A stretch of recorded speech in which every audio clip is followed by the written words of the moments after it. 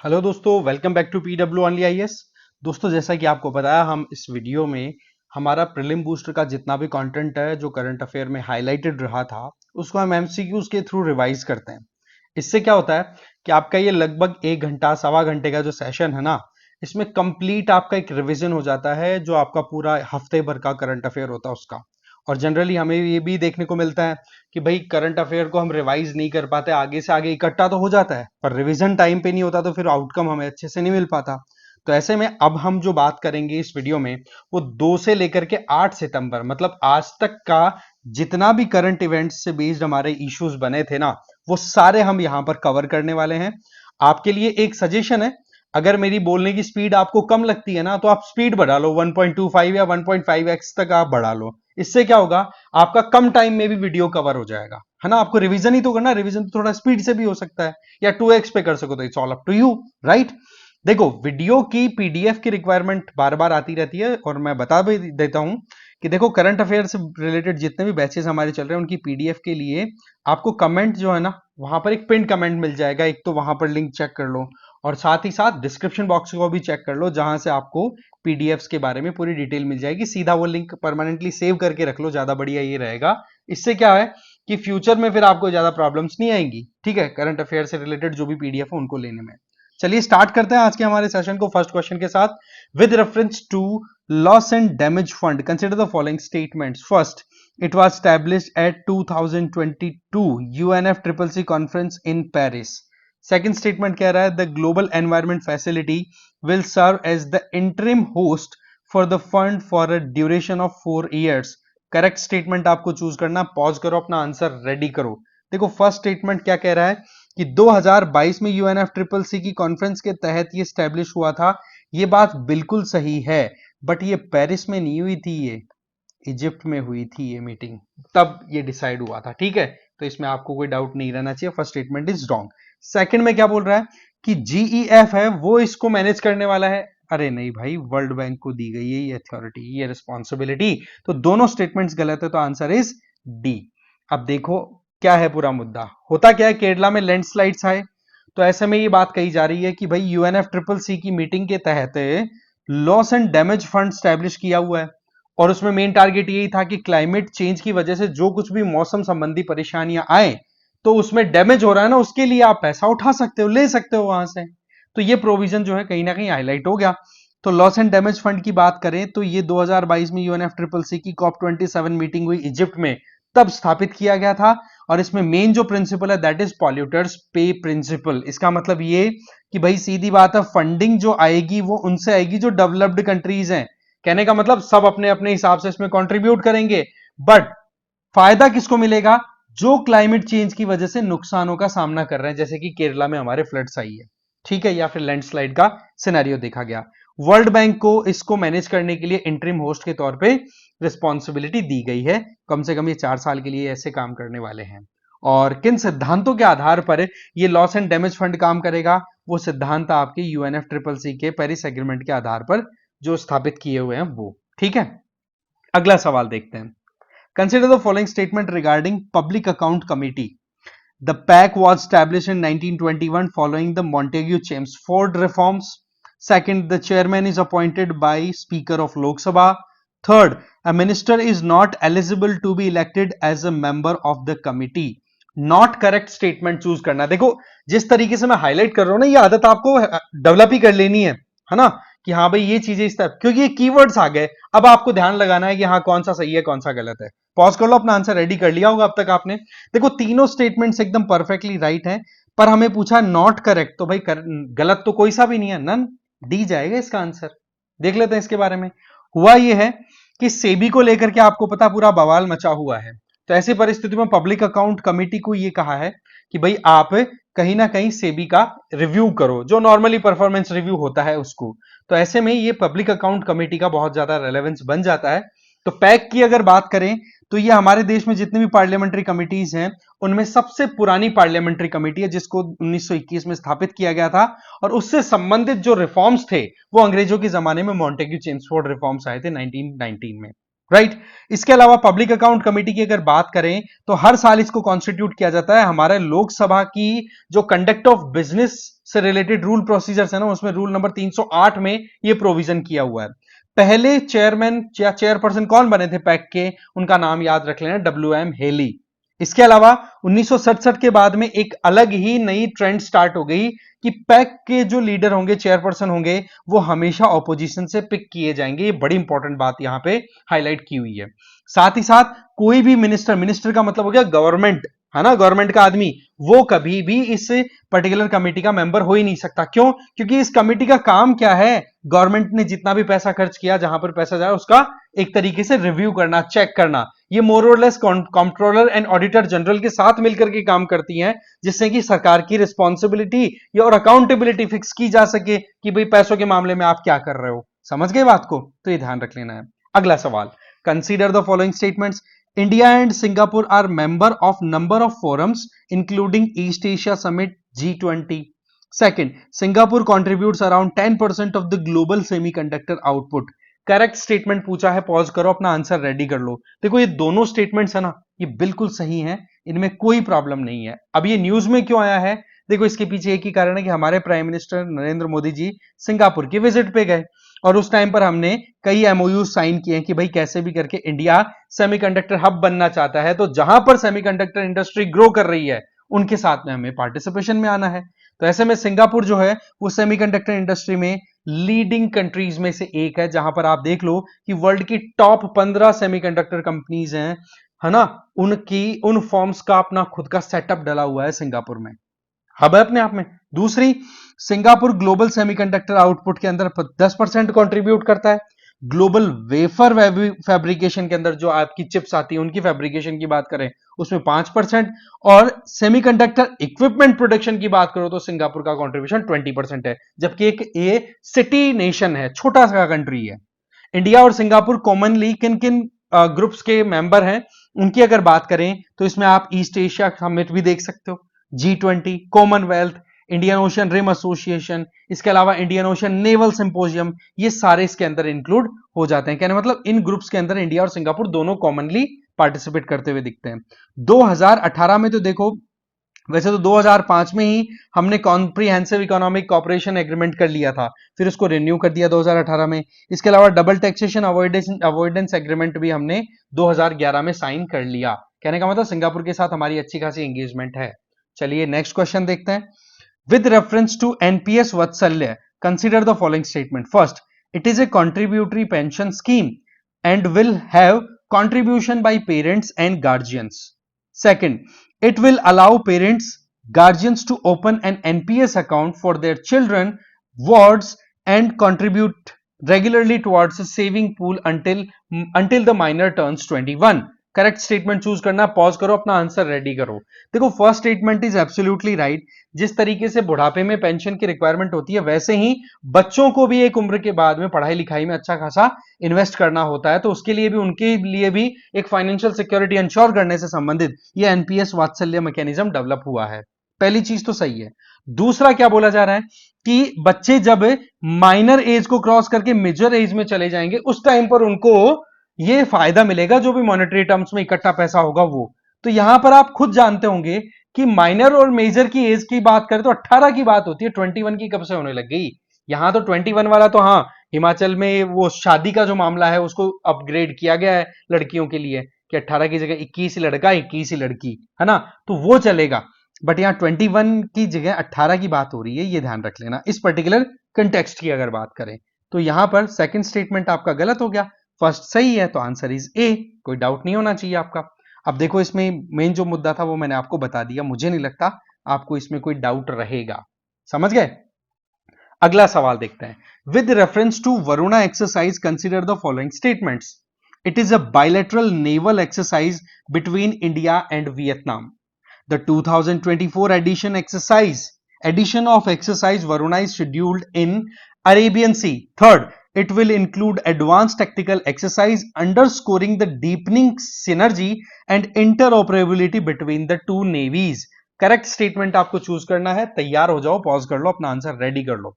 देखो वरुणा की बात करें ना तो ये एक्सरसाइज है इंडिया और वियतनाम नहीं, इंडिया एंड फ्रांस के बीच की, ये ध्यान रख लेना है। तो फर्स्ट स्टेटमेंट गलत हो गया। सेकंड, 2024 का जो एडिशन है वो अरेबियन सी में नहीं हो रहा है, ये फ्रांस होस्ट कर रहा है। और तीसरा स्टेटमेंट एकदम जनरल है कि हाँ भाई दोनों एक दूसरे की बेस्ट एक्सरसाइजेस से लर्न करेंगे, वो तो नॉर्मल है, और ये नेवल एक्सरसाइज है, इसमें भी कोई डाउट नहीं है। तो केवल एक स्टेटमेंट हमारा यहां पर सही है, बाकी दो गलत है, तो only one is the right answer, A. Right. अब देखो इसमें मामला क्या है।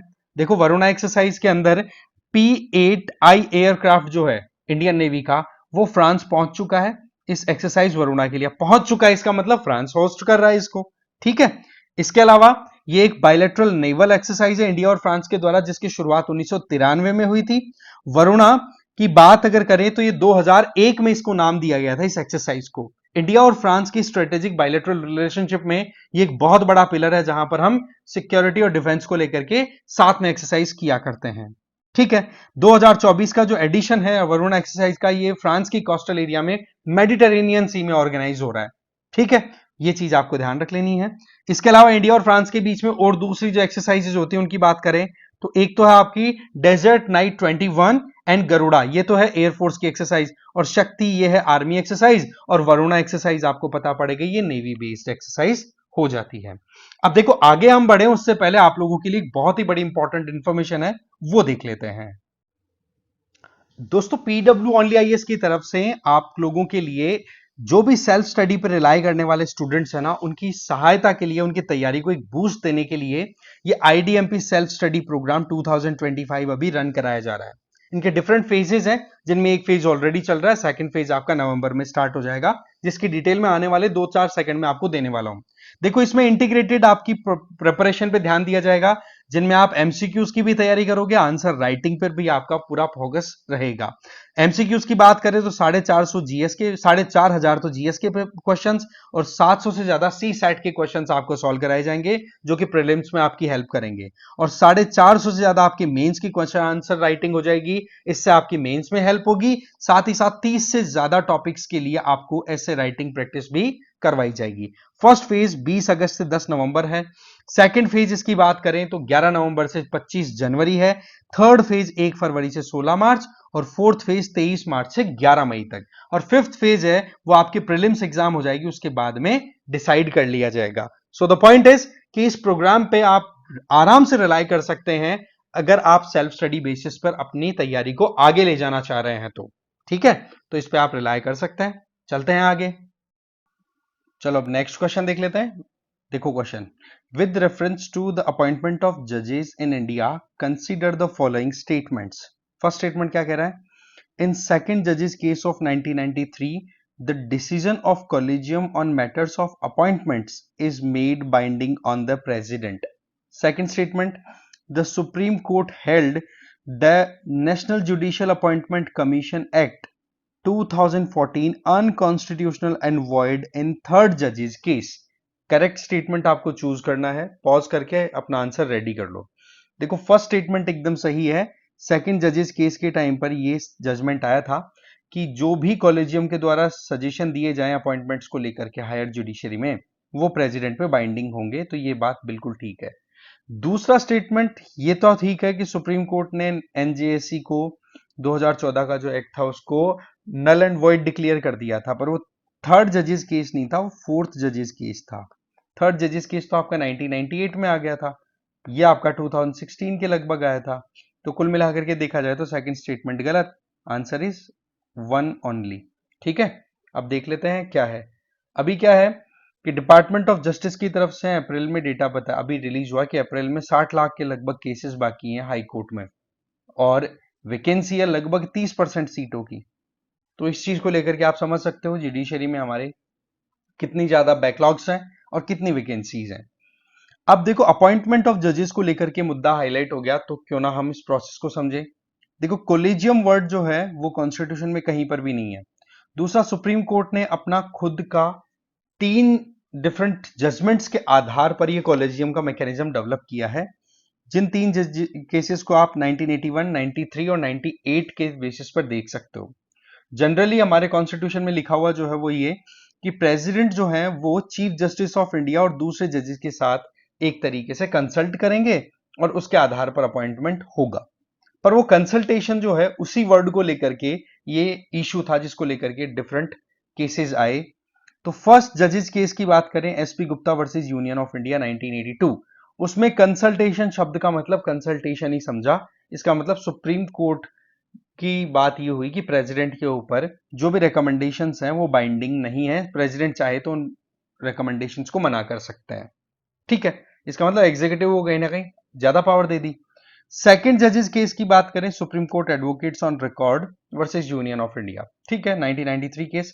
इसमें यह कहा कि देखो जी, कंसल्टेशन का मतलब यह है कि जब भी हायर जुडिशरी में जजेस की अपॉइंटमेंट होगी तो जो भी advice chief justice of India की तरफ से प्रेसिडेंट, दैट मींस एग्जीक्यूटिव्स को दी जाएगी, वो बाइंडिंग होगी। ये बात यहां पर कह दी। और ये कह दिया कि केवल चीफ जस्टिस ऑफ इंडिया ही वहां पर अपना रोल प्ले नहीं करेंगे, उनके साथ में दो सीनियर मोस्ट जजेस भी होंगे जो कि सुप्रीम कोर्ट के होंगे। तो इस तरीके से कोलेजियम का जो मैकेनिज्म है ये 1993 सेकंड जजेस केस से स्टार्ट हो गया। फिर उसके बाद में सुप्रीम कोर्ट को ये कह दिया कि भाई बाइंडिंग है आपकी जो भी एडवाइस होगी प्रेसिडेंट के ऊपर। थर्ड जजेस केस जो है वो आपका आता है 1998 में। उसमें क्या कह दिया कि देखो, हाईकोर्ट में जजेस की अपॉइंटमेंट को लेकर के भी चेंजेस है, और साथ में ये भी कह दिया कि जो कॉलेजियम है उसकी स्ट्रेंथ बढ़ा दी। इसका मतलब क्या हो गया कि चीफ जस्टिस ऑफ इंडिया के अलावा चार सीनियर मोस्ट जजेस मिलकर के और फिर बाद में रिकमेंडेशंस देंगे जब भी सुप्रीम कोर्ट में किसी जज की अपॉइंटमेंट हो। और वहीं पर अगर जज की अपॉइंटमेंट हाई कोर्ट में हो तो उसमें चाहे हाई कोर्ट के जस्टिस की अपॉइंटमेंट ही हो रही हो, ठीक है, या तो उसमें दो सीनियर मोस्ट सुप्रीम कोर्ट जजेस, हाई कोर्ट के चीफ जस्टिस, सीजीआई तो होंगे, इनके साथ मिलकर के कंसल्टेशन हो जाएगा, उसके आधार पर होगा। फोर्थ जजेस केस जो है उसको supreme court advocate on record versus union of India 2016 का केस। इसमें सुप्रीम कोर्ट ने यह कह दिया कि 99वां कॉन्स्टिट्यूशनल अमेंडमेंट एक्ट के आधार पर जो एनजेएससी एक्ट लाया गया, बोला उसको हम नल एंड वॉइड डिक्लेयर करते हैं, क्योंकि यहां पर जजेस की अपॉइंटमेंट को लेकर के एग्जीक्यूटिव भी अपना रोल प्ले करना चाह रहे हैं, लेजिस्लेचर भी अपना रोल प्ले करना चाह रही है। तो ये जुडिशरी की इंडिपेंडेंस को कॉम्प्रोमाइज करती है, जो कि बेसिक स्ट्रक्चर का पार्ट है। ऐसे में इसको मोर और less null and void unconstitutional declare कर दिया। तो ये फोर्थ जजेस केस था। अगला सवाल, consider the following statements following: Ramman, Kalbelia, Jamdani, Mudiyettu, Sankirtan. ये पांच आपके पास में पॉइंट्स हैं। How many of the above elements are included in UNESCO's representative list of intangible cultural heritage element of India? भाई पॉज करो, अपना आंसर रेडी करो। देखो, फर्स्ट सही है, सेकंड सही है, third wrong, fourth and fifth right. तो answer is C, only 4। Jamdani है ना, ये बेसिकली बांग्लादेश बेस्ड है, समझ गए, तो आंसर इसीलिए सी चला गया। पॉइंट क्या है, फ्रांस की कल्चरल मिनिस्ट्री के द्वारा जिंक रूफर, ये देखो इस तरीके के होते हैं जिंक रूफर, इनको यूनेस्को की इंटेंजिबल कल्चरल हेरिटेज के तौर पे डिक्लेयर करवाना चाह रहे हैं। जिंक रूफर मतलब ये रूफ पे ये बना रहे हैं ना ये इंडिविजुअल, तो इनकी एक टेक्निक होती है बनाने की, तो उसको अपनी तरफ से यूनेस्को की इस लिस्ट में इंक्लूड कराना चाहते हैं। तो ऐसे में यूनेस्को की ये जो मीटिंग है ना अपकमिंग, वो हो रही है साउथ अमेरिकन कंट्री है पैराग्वे, वहां की कैपिटल है ऑशुनशियन, ठीक है, ऑशुनशियन में ये मीटिंग होगी। उस टाइम पर ये फ्रेंच कल्चरल मिनिस्ट्री के द्वारा ऑफर दिया जा रहा है कि भाई हमारी जिंक रूफर की जो टेक्निक है उसको आप कहीं ना कहीं एक हेरिटेज टैग दो। अब इंडिया में किस किस को हेरिटेज टैग मिला हुआ है, तो देखो 2008 में आप देख सकते हो कुटियट्टम, जो कि संस्कृत थिएटर है। इसके अलावा ट्रेडिशन ऑफ वैदिक चैंटिंग, रामलीला, इनको 2008 में दिया गया था। रम्मान, ये बेसिकली गढ़वाल एरिया है ना, हिमालयन रीजन में, वहां पर रिलीजियस फेस्टिवल का ये इवेंट होता है, तो उसको 2009 में। छऊ डांस को 2010 में, कालबेलिया को भी 2010 में, मुडियट्टू जो कि केरला का एक डांस है उसको भी 2010 में, बुद्धिस्ट चैंटिंग को 2012 में जो लद्दाख की है, संकीर्तन जो कि मणिपुर में फेमस है उसको 2013 में। इसके अलावा ये बर्तन बनाने की, कॉपर और ब्रास के बर्तन बनाने की टेक्निक है जो कि मोर और लेस आपको पंजाब में देखने को मिल जाएगी, उसको 2014 में इंटेंजिबल कल्चरल हेरिटेज के तौर पर डिक्लेयर किया गया। फिर नवरोज को 2016 में, योगा 2016, कुंभ को 2017 में, दुर्गा पूजा जो कलकत्ता की होती है उसको 2021 में, गरबा गुजरात 2023, और जमदनी की बात करें तो इसको 2013 में यूनेस्को की इंटेंजिबल कल्चरल हेरिटेज के तौर पे डिक्लेयर कर दिया, बट वो बांग्लादेश बेस्ड है। समझ गए बात को। Next, consider the following statements: Polygraph tests are considered a fully reliable method for detecting deception in criminal investigation. Second, polygraph test measures physiological responses like heart rate, blood pressure, which are unique indicator of lying. बताओ भाई कौन से statements, कौन सा combination आपके लिए best suitable लग रहा है? देखो ये फुल्ली रिलायबल बोला जा रहा है ना, ये बात गड़बड़ है। 100% एक्यूरेट नहीं है साइंटिफिकली, बट क्या होता है जब एविडेंसेस की कमी होती है तो फिर पॉलीग्राफ टेस्ट के ऊपर रिलाई किया जाता है, जैसे कि अभी जो कोलकाता रेप केस आया उसके चलते ये यूज किया जा रहा है सीबीआई के द्वारा। वहीं पर पॉलीग्राफ टेस्ट की अगर बात करें तो ये फिजियोलॉजिकल रिस्पॉन्सेस की स्टडी करता है, ये बात बिल्कुल ठीक है। तो इसमें फर्स्ट रॉन्ग है, सेकंड राइट है, तो आंसर इज डी। मुद्दा तो कंटेक्स्ट तो आपको आइडिया है, पड़ी गया ना। इसमें क्या होता है, कैसे काम करता है ये पॉलीग्राफ टेस्ट, ये देखो आप कि यहां पर जो भी टेस्ट लेने वाला इंडिविजुअल है वो बैठा रहेगा, कंप्यूटर से कनेक्टेड ये डिवाइस है, और इस डिवाइस से कनेक्टेड ये केबल्स हैं जो कि बॉडी पे इंप्लांट कर दी जाती हैं, और इंडिविजुअल से सवाल जवाब होते हैं, और बॉडी के जो भी मूवमेंट्स है, heart rate, blood pressure, body के डिफरेंट मूवमेंट्स, सांस लेने की गति, इन सारी चीजों को वहां पर डिटेक्ट किया जाता है। पता पड़ जाता है कि हाँ भाई सच बोल रहा है कि झूठ, इस तरीके से। बट मैंने आपको बताया कि ये 100% एक्यूरेट नहीं है, बट अगेन इस पे इसलिए रिलाई किया जाता है क्योंकि जब सबूतों की कमी हो तो वो सपोर्ट कर देता है काम को। ठीक है, तो यही पॉइंट यहां पर आ जाता है। राइट, नेक्स्ट क्वेश्चन आपके सामने है, with reference to Prevention of Money Laundering Act 2002, consider the following statements. The offense of money laundering is defined in Prevention of Money Laundering Act of 2002. PMLA provides enforcement directorate authorities with power to summon suspect for money laundering and record their statements. Third, the provision of bail under PMLA imposes a reverse burden of proof where accused has to prove their innocence. Correct answer आपको तैयार करना है, pause कर लो, answer ready कर लो। देखो PMLA के अंदर जो भी मनी लॉन्ड्रिंग से रिलेटेड ऑफेंसेस है उनकी डेफिनेशन दी हुई है, तो ये स्टेटमेंट बिल्कुल ठीक है। पीएमएलए के तहत एनफोर्समेंट डायरेक्टोरेट की जो अथॉरिटीज है उनको ये एम्पावर किया जाता है कि जो भी मनी लॉन्ड्रिंग में पैसों के गफले के अंदर जो गलत तरीके से पैसा कमाया, अब उसको व्हाइट मनी में कन्वर्ट कर रहे हैं, शेल कंपनी स्टैब्लिश करके, फर्जीवाड़ा करके, तो उन लोगों के खिलाफ में इन्वेस्टिगेट करना है, कार्रवाई करनी है, तो ईडी को इस चीज की अथॉरिटी दी हुई है, इसमें कोई डाउट नहीं है। जिस चीज को लेकर के पीएमएलए का क्रिटिसिज्म होता है वो ये कि जिस इंडिविजुअल पे आरोप लगाया गया है, अक्यूज्ड है ना, उसको साबित करना होगा कि वो निर्दोष है। राइट, तो ये बात बिल्कुल ठीक है, देखने में आपको बड़ी अजीब लगी होगी but this is the reality. तो आंसर हो गया 1 2 3, D is the right answer. अभी क्या है, सुप्रीम कोर्ट ने जो भी पीएमएलए एक्ट के अंडर में मनी लॉन्ड्रिंग के केसेस में फंसे हुए लोग हैं उनके अधिकारों की बात की है। हमें भी पता, हमारा कॉन्स्टिट्यूशन साफ साफ कहता है कि भाई आर्टिकल 20 21 ये तो बहुत ज्यादा इंपॉर्टेंट है, जो इमरजेंसी के टाइम पे भी नहीं हट सकते, तो उस चीज को यहां पर भी हाईलाइट किया है।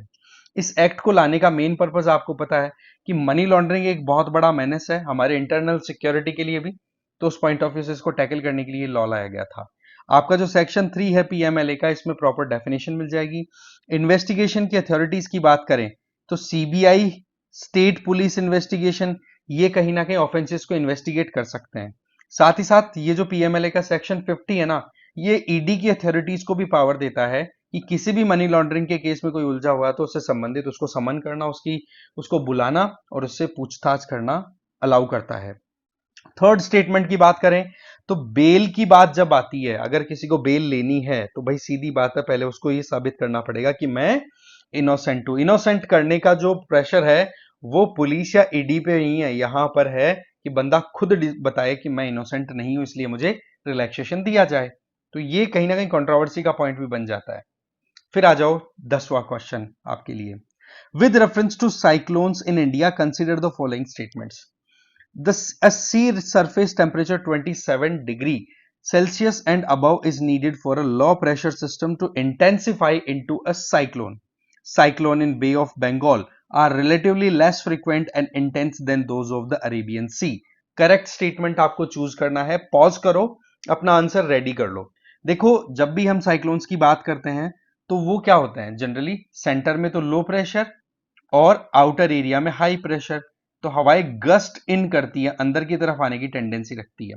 तो ऐसे में हम साइक्लोन की बात करें तो सी सरफेस टेम्परेचर कितना होना चाहिए, 27 डिग्री और उससे ज्यादा, तो ये बात बिल्कुल सही है। बट वहीं पर अगर आपसे कोई पूछे कि बे ऑफ बंगाल के कंपैरिजन में अरेबियन सी में ज्यादा साइक्लोन्स आते हैं, तो शायद नंबर्स की बात भी करोगे तो अरेबियन सी के अंदर आपको बे ऑफ बंगाल के कंपैरिजन में कम मिलेंगे।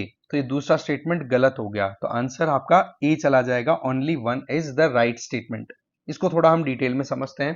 पहली बात तो ये कि आया क्यों, होता क्या है कि गुजरात में अभी आसना करके साइक्लोन आया इस तरीके से, जिसने गुजरात में तबाही मचाई, लगातार रेनफॉल, इवन वडोदरा सिटी वाले एरिया के अंदर तो पूरा लबालब पानी भर गया था। तो ऐसे में ये साइक्लोन्स हमारे लिए इंपॉर्टेंट हो जाते हैं। इनकी बात की जाए तो साइक्लोन बेसिकली सेंटर में लो प्रेशर होता है, उसके चारों तरफ हवाओं का एक सर्कुलेशन रहता है। अब जैसा कि हमें पता है कि हम अर्थ के नॉर्दर्न हेमिस्फीयर में है, तो नॉर्दर्न हेमिस्फीयर में साइक्लोन्स होते हैं ना, वो एंटी क्लॉकवाइज रोटेट करते हैं। इसका मतलब उनका रोटेशन का क्या होता है, इस तरीके से हवाएं आएगी उनके अंदर, इस तरीके से यूं लगेगा जैसे घड़ी के बिल्कुल ऑपोजिट रोटेट कर रही हैं वो। ठीक है, इनके अलग अलग नाम होते हैं, जैसे कि हमारे तो साइक्लोन बोल देते हैं, चाइना में उनको टाइफून बोल दिया जाता है, साउथ ईस्ट एशिया में टाइफून बोल देते हैं, यूएसए वाले एरिया में, नॉर्थ अमेरिका में इसको हरिकेन बोल दिया जाता है। ठीक है, ऑस्ट्रेलिया में विली विली बोल दिया जाता है। तो ट्रॉपिकल रीजन में डेवलप होने वाले साइक्लोन्स के डिफरेंट नेम्स हैं। कंडीशंस की बात करें तो मिनिमम टेम्परेचर रिक्वायरमेंट आपकी 27 डिग्री या उससे ज्यादा रहती है। अब बे ऑफ बंगाल में टेम्परेचर देखो 28 या 30 डिग्री है, और जबकि अरेबियन सी में 27 से 28 डिग्री है। तब आप देख सकते हो कि टेम्परेचर ज्यादा कहां प्रिवेल कर रहा है, बे ऑफ बंगाल में, इसलिए यहां पर फ्रिक्वेंसी ऑफ साइक्लोन्स भी आपको ज्यादा देखने को मिल जाएगी। इसके अलावा साइक्लोन्स की कोई डाउट आपको रहना नहीं चाहिए। Next question, consider the following statements about Parkinson's disease. Parkinson's disease is a common neurodegenerative disorder. Second, it can lead to immobility, dementia over time. It is primarily characterized by loss of dopamine producing neurons in the brain. Correct statement आपको choose करना, pause करो, अपना answer दो। देखो, Parkinson brain से हमारे neuro system से related बीमारी है। यह एक तरीके का डिसऑर्डर है जो कहीं ना कहीं हमारी बॉडी को फंक्शन करने में प्रॉब्लम क्रिएट करने लग जाता है, क्योंकि अल्टीमेटली दिमाग से ही सिग्नल्स आते हैं। तो statement one is right. Second, इसमें हमारी बॉडी के मूवमेंट्स कहीं ना कहीं रुकने शुरू हो जाते हैं और याददाश्त भी कमजोर पड़ने लग जाती है, तो ये बात भी सही है। और साथ ही साथ हमारी बॉडी में जो रिलैक्स करने का जो एक तरीके से एक इंपॉर्टेंट सब्सटेंस रिलीज होता है ब्रेन से, दैट इज डोपामिन, उसको प्रोड्यूस करने वाले जो आपको न्यूरॉन्स है ना, वो डैमेज हो जाते हैं, तब ये बीमारी देखने को मिलती है। तो ये बात भी सही है, इसमें कोई प्रॉब्लम नहीं है। तो आंसर आपका डी चला जाएगा, तीनों स्टेटमेंट्स सही हैं। हो क्या रहा है, अमेरिका में 10 लाख के लगभग लोग ऐसे हैं जो कि इस तरीके की प्रॉब्लम का सामना कर रहे हैं, और पूरे दुनिया में 1 करोड़ के लगभग लोग हैं। आपने देखा होगा ना कि किसी की उम्र अगर बढ़ गई तो वो बोलता है कि यार मेरी तो याददाश्त कम हो रही है, उनको याद नहीं रहती चीजें। हम भी बोलते हैं उम्र का पड़ाव है, वो बेसिकली पार्किंसंस की प्रॉब्लम है। नहीं तो बहुत से बूढ़े लोग ऐसे होते हैं जिनकी याददाश्त बहुत तेज होती है, आपने नोटिस किया होगा। कईयों के हाथ यूं थर्राने लग जाते हैं, वाइब्रेशंस होने लग जाते हैं, तो वो भी कहीं ना कहीं पार्किंसंस का एक सिम्टम है। ठीक है, इसके अलावा नेक्स्ट आगे बात करें तो पार्किंसन डिजीज की बात, ये तीनों पॉइंट्स की हम ऑलरेडी कर चुके हैं। अच्छा, कारण क्या हो सकता है, देखो कुछ तो हमारा खुद का आसपास का एनवायरनमेंट और कुछ जेनेटिक भी होते हैं कुछ लोगों के। ठीक है, इसके अलावा देखा जाए तो मेन पॉइंट्स यही थे। चलिए नेक्स्ट देख लेते हैं। Consider the following statements regarding agri fund for startup and rural entrepreneurs. Agri sure के बारे में स्टेटमेंट्स है। It is launch to provide comprehensive support to agripreneurs by establishing a financing ecosystem. The fund has been set up under the aegis of Ministry of Finance. Correct statement choose करो, pause करो, अपना answer ready करो। देखो, first statement क्या कह रहा है कि एग्रीकल्चर उससे रिलेटेड जो भी एक्टिविटीज है उनके अंदर स्टार्टअप अगर कोई डालना चाहे तो उनको फाइनेंशियल सपोर्ट देना, ये काम करेगा भाई, बिल्कुल। बट ये फाइनेंस मिनिस्ट्री के अंडर नहीं है, ये ministry of agriculture farmer welfare के अंडर है। तो आंसर आपका वन ओनली ए आंसर इसका चला जाएगा। हो क्या रहा है, मुद्दा क्या है, अभी आपको पता है ना कि हमारे जो करंट यूनियन मिनिस्टर एग्रीकल्चर के लिए हैं वो है शिवराज सिंह चौहान जी, मामा। ठीक है, उनके द्वारा एक फंड लॉन्च किया गया है, एग्री श्योर फंड एंड कृषि निवेश पोर्टल। ठीक है, ये फंड कैसे काम करेगा, पहली चीज तो ये कि हम एग्रीकल्चर को एक प्रॉफिट वाला मैकेनिज्म डेवलप करना चाह रहे हैं। तो ऐसे में जो भी स्टार्टअप्स कोई भी इनोवेशन किसी भी तरीके से नया कुछ लेकर के आ रहे हैं एग्रीकल्चर सेक्टर के लिए, तो उनको एनकरेज करने के लिए पैसों की शॉर्टेज ना हो, उसको सपोर्ट करने के लिए जो भी एग्रीप्रेन्योर्स है, एग्रीकल्चर के लिए जो भी काम कर रहे हैं एंटरप्रेन्योर्स, उनके लिए AIF alternative investment fund develop किया है, जिसकी फिगर लगभग 750 करोड़ की होगी। और ये कैटेगरी सेकंड का एआईएफ है। इसका मतलब क्या हुआ कि ये सिंगल टाइम इन्वेस्टमेंट करने वाले रहेंगे। एक बड़ा अमाउंट जब भी चाहिए होगा, प्लान अगर अच्छा है तो बड़ा अमाउंट इस फंड की तरफ से अलोकेट कर दिया जाएगा। अब आप चाहो कि वो इन्वेस्टमेंट जो आया है उसको इन्वेस्टमेंट ही रहना चाहते हो या फिर उसको डेट कर्जे की तरह देखना चाहते हो, वो स्टार्टअप वाले जो भी लोग होंगे उन पर डिसाइड होगा। अगर वो इन्वेस्टमेंट की तरह होगा तब तो देखो इक्विटी देनी पड़ेगी, शेयर्स देने पड़ेंगे इस पर्टिकुलर फंड को।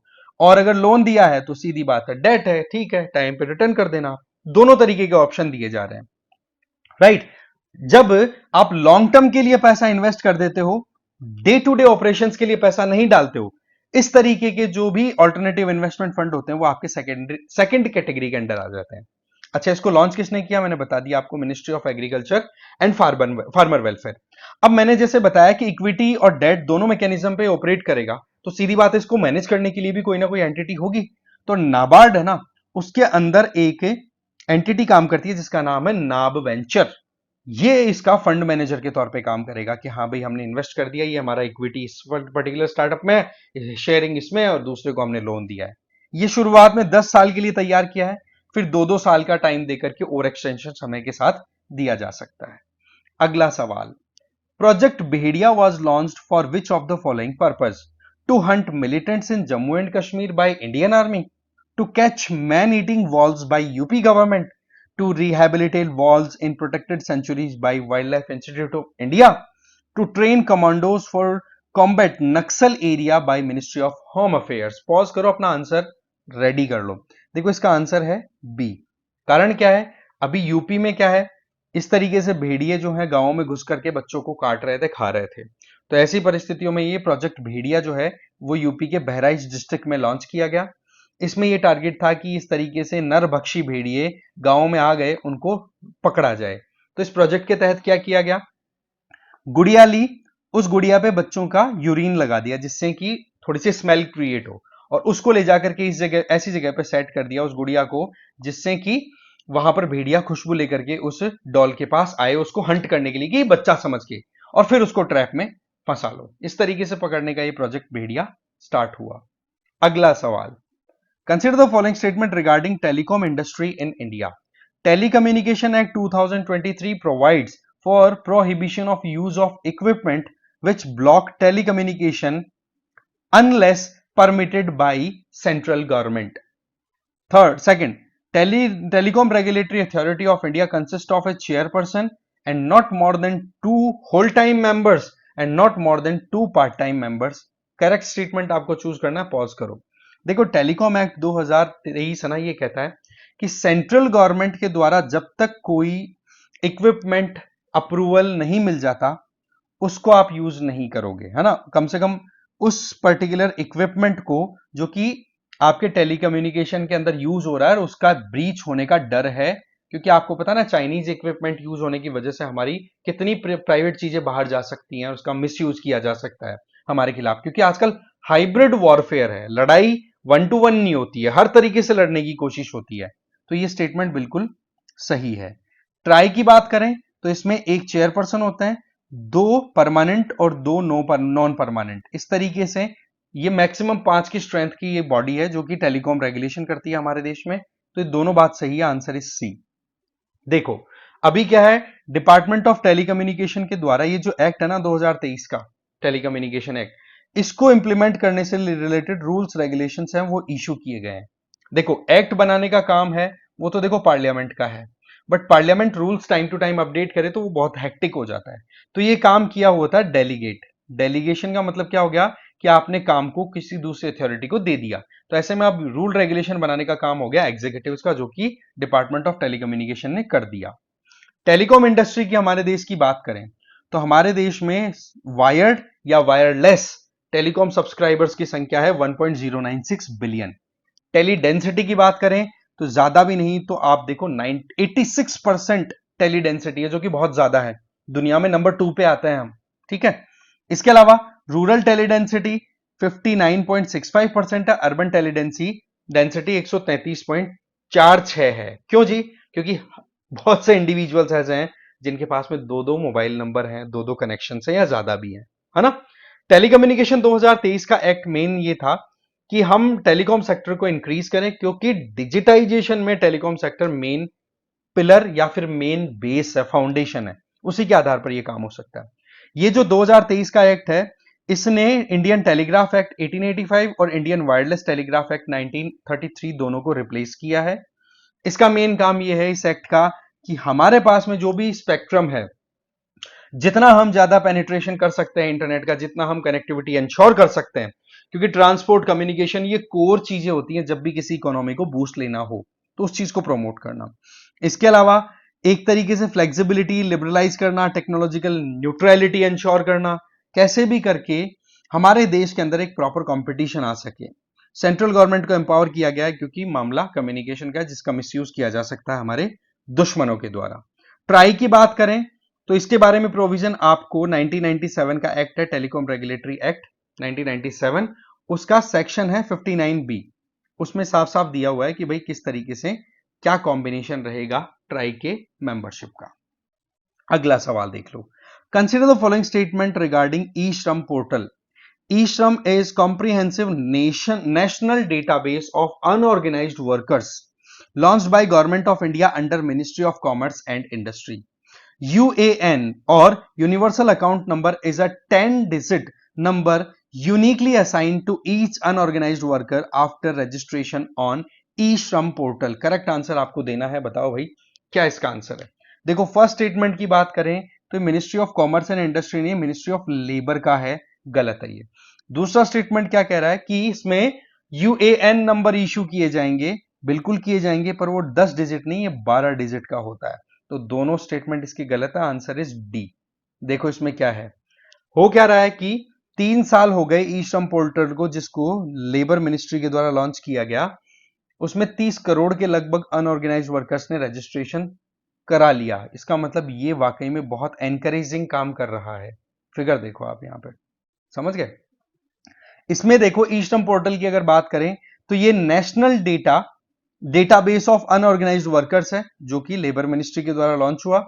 मेन काम है कि अनऑर्गेनाइज सेक्टर में वो लोग कंसीडर होते हैं जिनके पास में पेंशन और गवर्नमेंट के डिफरेंट स्कीम्स का, जो लेबर जॉब कर रहे हैं पर बेनिफिट नहीं है, तो उनको एक सिक्योरिटी देने का काम। क्योंकि कोविड के टाइम पर सबसे ज्यादा नुकसान किसी को उठाना पड़ा तो वो अनऑर्गेनाइज सेक्टर के लोग ही थे।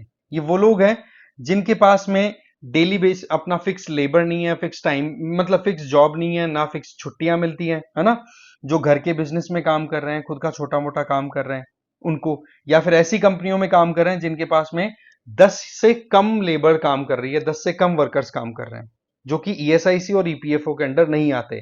तो उनको बेनिफिट, उनको सिक्योरिटी देने के लिए ये स्टार्ट किया गया, ठीक है।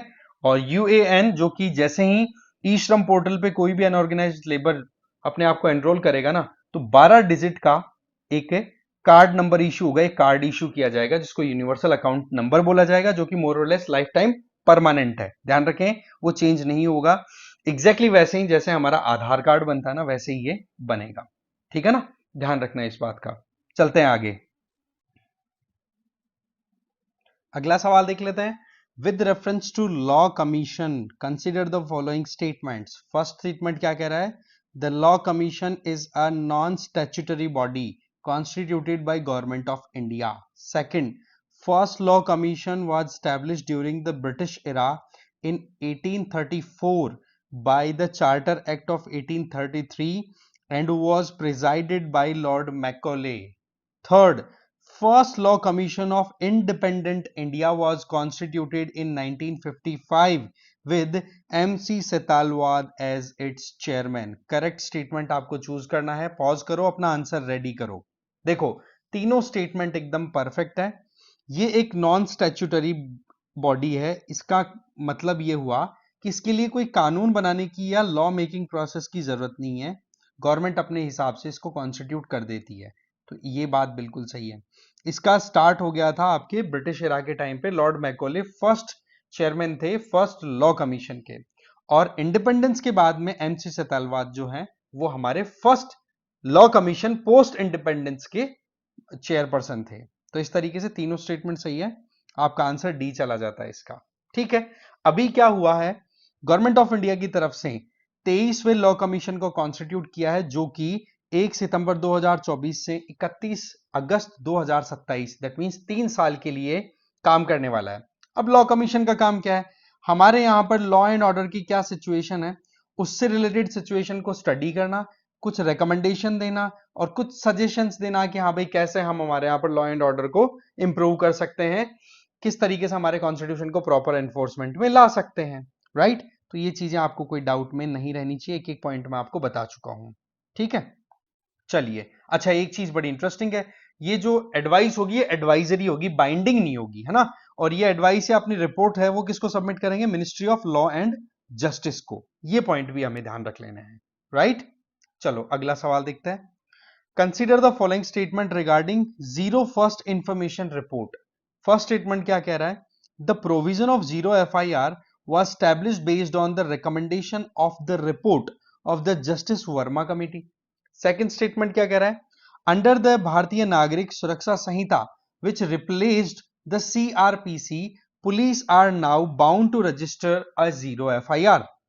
थर्ड स्टेटमेंट क्या कह रहा है, the term FIR is defined in Indian penal code, code of criminal procedure CrPC 1973 और इन एनी अदर लॉ। इनमें से आपको नॉट करेक्ट स्टेटमेंट जो है उसकी काउंटिंग करनी है और बताना है। देखो, जीरो एफआईआर का मतलब सिंपल है कि ज्यूरिसडिक्शन किसी भी थाने का हो, पर अगर एफआईआर कराने के लिए उस ज्यूरिसडिक्शन के लिए थाने की डिस्टेंस जिसकी मिनिमम है वहां पर जल्दी से जल्दी एफआईआर करवाने का प्रोविजन होता है ना, वो जीरो एफआईआर होता है। इसका मतलब कौन उस पर्टिकुलर केस की इन्वेस्टिगेशन करेगा, किसका ज्यूरिसडिक्शन है, इसको ना ध्यान देते हुए बिल्कुल नजदीकी थाना कौन सा है उसमें जाओ और अपनी एफआईआर करा दो, तो वो जीरो एफआईआर का प्रोविजन है। तो ये जस्टिस वर्मा कमेटी के आधार पर है। और इसका प्रोविजन की बात करें तो आज के समय में सीआरपीसी है ना, उसको रिप्लेस कर दिया है भारतीय नागरिक सुरक्षा संहिता ने। आप देखोगे कि इस भारतीय नागरिक सुरक्षा संहिता ने इस जीरो एफआईआर को एकदम बाउंडिंग बना दिया। कहने का मतलब कोई भी मना नहीं करेगा अगर उनके पास में कोई भी एफआईआर कराने के लिए आता है। हाँ, फिर उसके बाद में जिस भी थाने की ज्यूरिसडिक्शन होगी ना वहां पर वो केस ट्रांसफर कर दिया जाएगा। तो दूसरा स्टेटमेंट बिल्कुल ठीक है, बट थर्ड स्टेटमेंट की बात करें कि एफआईआर को कहीं पर डिफाइन किया हुआ है, ऐसा बिल्कुल भी नहीं है। तो ऐसे में एक स्टेटमेंट गलत, बाकी दो सही, तो नॉट करेक्ट ही तो पूछा है, ओनली वन, यहां पर ए चला जाएगा आंसर। तो हुआ क्या है, recently union home minister Amit Shah ji ने यूनियन टेरिटरीज को एक तरीके से डायरेक्शन दिए कि भाई जीरो एफआईआर जो है वो लोकल लैंग्वेज में रजिस्टर कराई जाए। रीजन बीइंग कि बहुत सारे स्टेट्स हमारे हैं जिनके अंदर अलग अलग लैंग्वेजेस में काम होता है, तो ऐसे में लोकल लैंग्वेज के अंदर जो भी केस रजिस्टर हो रहा है उसका प्रॉपर एक ट्रांसलेशन भी होना चाहिए, जिससे कि जिस पर्टिकुलर थाने में वो केस ट्रांसफर होगा या कहीं पर भी आगे सुनवाई या बातचीत होने वाली है, प्रोसीडिंग्स होने वाली है, तो उसमें वो कन्वीनियंसी हो सके। ठीक है, ये यहां पर आप नोटिस कर सकते हो हमारे 8th शेड्यूल के अंदर कौन कौन सी लैंग्वेजेस हैं उनका मैप है, ये बड़ा इंटरेस्टिंग मैप है। ठीक है, तो ये मुझे लगता नहीं आपको कोई डाउट रहा होगा, एकदम परफेक्ट बात होगी। एफआईआर का मतलब फर्स्ट इंफॉर्मेशन रिपोर्ट, इसका कोई डेफिनेशन कहीं पर किसी भी लॉ में दिया हुआ है ही नहीं, यही मेन बात है। अगले सवाल पे चलते हैं। Which of the following countries share a border with Ukraine, Belarus, Russia, Moldova, Romania, Hungary, Slovakia, Poland. भाई आपको करेक्ट आंसर चूज करना है नीचे दिए हुए कोड से। पॉज कर लो, अपना आंसर रेडी कर लो। देखो, रशिया यूक्रेन वॉर जब से स्टार्ट हुआ है तब से ये वाला area mapping point of view से एक्सट्रीमली इंपॉर्टेंट है। तो ये क्वेश्चन तो भाई बिल्कुल आपको आना ही चाहिए, मैं तो ये मान के चल रहा हूं। देखो, ये 7 कंट्रीज है ना, ये सातों के सातों यूक्रेन के साथ बॉर्डर शेयर करते हैं, तो आंसर आपका सी है। मैप देख ले, देखो हुआ ये है यूक्रेन, इधर रशिया बॉर्डर शेयर कर रहा है, इधर फिर बेलारूस है, ये बॉर्डर शेयर कर रहा है, फिर पोलैंड है, स्लोवाकिया है, ओके, पोलैंड के बाद स्लोवाकिया, फिर उसके बाद हंगरी, हंगरी के बाद रोमेनिया, रोमेनिया के बाद मोल्डोवा, ये सब कंट्रीज अपनी बॉर्डर शेयर कर रहे हैं। और वैसे देखा जाए तो यूक्रेन के साउथ और साउथ ईस्टर्न रीजन में क्या है, ओशनिक बॉडीज हैं। तो ये तो है अजोव सी, मैं थोड़ा डार्क ले लेता हूं इंक, अजोव सी। ये है आपकी स्ट्रेट ऑफ कर्च जो अजोव सी को ब्लैक सी के साथ कनेक्ट करती है, और साउथ में ब्लैक सी आई गया। तो ये थोड़ा सा हमें मैपिंग के पॉइंट ऑफ व्यू से देखना था। क्यों ये चीज आई है न्यूज में, देखो रशिया जो है उसने अपनी तरफ से 2 बैलिस्टिक मिसाइल्स जो हैं वो हिट करी है यूक्रेन के पोल्टोवा वाले रीजन में, वहां पर हॉस्पिटल और ये इन एरियाज में। जिसकी वजह से 180 इंजरीज हुई हैं और 41 जनों की डेथ हो गई। तो ये मैपिंग थोड़ा सा इंपॉर्टेंट हो जाती है, तो हमने देख लिया है इसे। चलिए अब अगला सवाल देखो। Consider the following statements about Aparajita women and child West Bengal criminal law amendment bill 2024। First statement, the bill stipulated a life sentence without parole for those convicted of rape along with the fine. Second, a task force will be formed under the provision of the bill to punish the accused within 21 days of their preliminary report. Correct statement आपको choose करना, pause करो, अपना answer ready कर लो। देखो देखो ये दोनों statements एकदम सही है। अभी आपको पता है कि आरजी कर मेमोरियल हॉस्पिटल में जिस तरीके का इंसिडेंट देखने को मिला, महिला डॉक्टर के साथ रेप का जो केस हुआ और फिर उसके बाद में उसका मर्डर कर दिया गया, तो उसको लेकर के बंगाल सरकार के द्वारा या बंगाल लेजिस्लेचर के द्वारा ये कदम उठाया गया है। अब देखो वैसे तो ये बातें अपनी जगह पर है, पॉलिटिकल एस्पेक्ट बन गया बहुत ज्यादा इसमें, बट बिल अब लेकर के आ रहे हो, है ना, अभी तो प्रॉपर एक्शन हो जाने चाहिए थे ना। ये कहीं ना कहीं एक अपने आप में सवाल भी उठाता है, पर वही चीज है कि फेस सेविंग वाली अप्रोच है कि हमने देखो ये बिल लेकर के आ गए थे हम भी, ठीक है, तो वो चीजें हैं। सो द पॉइंट इज दोनों स्टेटमेंट एकदम सही है, इसमें कोई प्रॉब्लम नहीं है। जिस भी इंडिविजुअल का कन्विक्शन हो गया तो फिर पैरोल का कोई स्कोप नहीं है, और डेथ सेंटेंस का वहां पर प्रोविजन है, सीधा फांसी की सजा जो भी तरीका होगा, और साथ में फाइन भी लगाया जाएगा। और एक बार किसी पे आरोप लगा दिया गया, आरोप हो रहा है, तो फिर एक कॉन्स्टिट्यूट की जाएगी एक कमेटी, ठीक है, और वो कमेटी जो होगी, टास्क फोर्स जो होगी, वो 21 दिन के अंदर अंदर अपनी तरफ से फाइनल रिपोर्ट सबमिट कर देगी, जिसके आधार पर फिर जल्दी से जल्दी जो भी आरोपी होगा, अक्यूज्ड होगा, उसका कन्विक्शन हो और उसको सही ट्रीटमेंट दिया जाए। अगर सही है तो रिलीज कर दो, गलत है तो पनिश करो। पनिशमेंट आपको बताई दिया क्या है यहां पे। अब देखो इसमें बिल में जो प्रोविजन है उनकी बात करें। देखो ये बिल है ना, वॉइस वोट के साथ पास हुआ है बंगाल असेंबली के अंदर, ठीक है। तो इसके बारे में अगर हम बात करें तो इसमें पैरोल का प्रोविजन नहीं है। इसके अलावा कैपिटल पनिशमेंट की बात कर दी है ना, कि अगर विक्टिम की डेथ हो गई और या फिर बहुत ही बुरे हाल में है, बिल्कुल बेहोशी के से हालात हैं, बिल्कुल भी हिला डुला नहीं जा रहा है, तो उस केस के अंदर जो भी कन्विक्ट होगा उसको कैपिटल पनिशमेंट की सजा दी है, सीधा फांसी की सजा, ठीक है। पोक्सो, जो पोक्सो एक्ट है उसके अंदर भी कड़क प्रोविजन किए गए हैं। टास्क फोर्स वाली बात हमने ऑलरेडी कर ही ली, और अल्टीमेटली जितना केस का ट्रायल होगा वो 30 दिन के अंदर अंदर बाइंड अप करना पड़ेगा। ये भी एक इंपॉर्टेंट प्रोविजन यहां पे डाल दिया है, ठीक है। आगे चलते हैं। अगला सवाल है, with reference to great Nicobar island consider the following statements. First statement कह रहा है, Sauria Paharia Chik Baraik tribes are found in great Nicobar island. Andaman and Nicobar island are separated by 10 degree channel. Correct statement, not correct statement आपको चूज करना है, नॉट करेक्ट है ना, incorrect. देखो first statement क्या कह रहा है कि सौरिया पहाड़िया और चिक बारिका बराइका ये ट्राइब्स हैं, ये निकोबार आइलैंड पे मिलती है। अरे नहीं भाई, ये झारखंड में मिलती है, तो ये स्टेटमेंट गलत है। दूसरा स्टेटमेंट बिल्कुल सही है कि अंडमान एंड निकोबार वाले एरिया को 10 डिग्री लैटिट्यूड से सेपरेट किया जाता है, इसीलिए उस वाटर बॉडी का नाम भी 10 डिग्री चैनल डाल दिया, तो ये स्टेटमेंट सही है। हमें तो नॉट करेक्ट बताना, तो आंसर इसका चला गया ए। अब देख लेते हैं इसके बारे में क्या है प्रोविजन। अभी आपको पता है अंडमान निकोबार में जिस तरीके से डेवलपमेंटल एस्पेक्ट को लेकर के गवर्नमेंट सीरियस है, रीजन भी कि चाइना को कंटेन करने के लिए हमें हमारी पोजीशन को स्ट्रांग करना होगा इस पर्टिकुलर रीजन में। तो ऐसे में इंटरनल एनवायरमेंटल गवर्नेंस सिस्टम को लेकर के कई सवाल उठ रहे हैं, तो इसी बात को ध्यान रखते हुए अंडमान और निकोबार दोनों न्यूज में है, ठीक है। अंडमान और निकोबार को सेपरेट करने वाली ये लैटिट्यूड है 10 degree latitude, 10 degree northern latitude, इसलिए इस वाटर बॉडी का नाम भी क्या नाम दे दिया, 10 डिग्री चैनल, ठीक है।